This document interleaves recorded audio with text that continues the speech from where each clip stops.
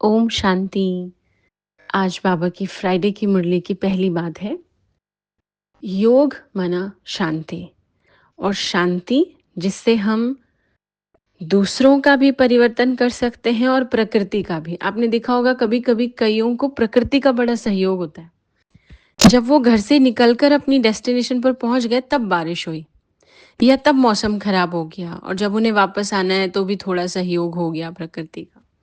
हाँ, ऐसा नहीं है कि हर टाइम ऐसा इशारे पे चलेगा प्रकृति का सब कुछ, उनसे नहीं, लेकिन सहयोग मिल जाता है कभी कभी बहुत ज़रूरी समय पर।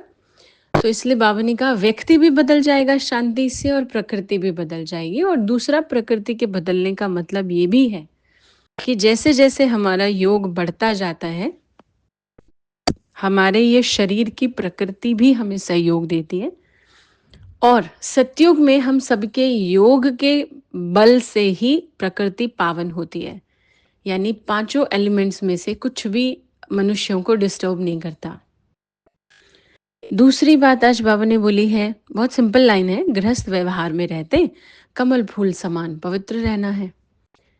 लेकिन इससे हमें दो बातें समझनी है। पहला, बाबा गृहस्थियों को घर परिवार छोड़कर भगवान के ज्ञान में चलने को नहीं कहता, जो कि बहुत सारे लोगों को मिथ होता है कि अगर हम ज़्यादा ज्ञान ध्यान में जाएंगे तो घर परिवार छूट जाएगा। भगवान कहता ही नहीं है कि ऐसा छोड़कर और फिर चलना है, वो तो और ही गलत हो गया। हाँ, जिन्होंने गृहस्थी नहीं बसाई है वो कन्या या कुमार रूप में जैसे चल रहे हैं वो वैसे ठीक है, लेकिन जिनका परिवार है तो उनको बाबा कहते हैं कमल के फूल की तरह रहना है, यानी कीचड़ की दुनिया में रहते हुए अपने रिश्ते में प्योरिटी रखनी है, क्योंकि कलयुग में यही बहुत मुश्किल है।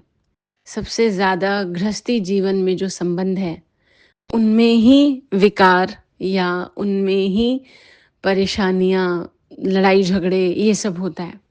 तो इसलिए बाबा ध्यान खिंचवा रहे हैं। बाकी हाँ, जिसको शादी करनी है वो भले करेगा, भगवान ऐसा मना नहीं करता, लेकिन बाबा समझा रहे हैं कि कैसे रहना है। और बाकी तो जिसकी जैसी इच्छा होती है। अब ज़रूरी नहीं है, किसी को गृहस्थी नहीं बनने का दिल है तो हम ज़बरदस्ती बनाएं। जैसे किसी को सन्यासी ज़बरदस्ती नहीं बनाया जा सकता, ऐसे गृहस्थी भी नहीं बनाया जा सकता।